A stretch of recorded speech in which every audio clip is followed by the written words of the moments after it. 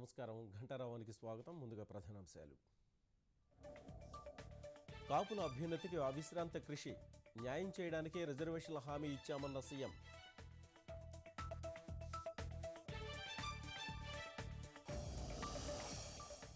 గడువులోగా పోలవరం పూర్తి చేస్తామన్న ఉమాభారతి, ఒడిశా అభ్యంతరాలను నివృత్తి చేశామని వెల్లడి.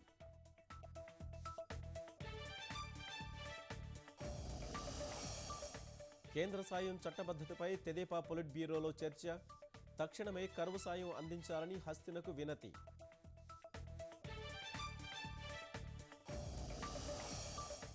గవర్నర్ నరసింహన్తో ముఖ్యమంత్రి భేటీ, తెలుగు రాష్ట్రాల మధ్య జల వివాదంతో పాటు కీలక అంశాలపై చర్చ.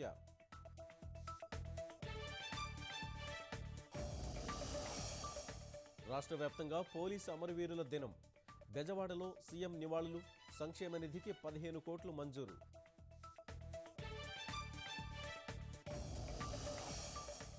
డెబిట్ కార్డుల సమాచారం హ్యాకింగ్పై సమగ్ర విచారణ, ఆందోళన చెందాల్సిన అవసరం లేదన్న ఆర్థిక మంత్రి.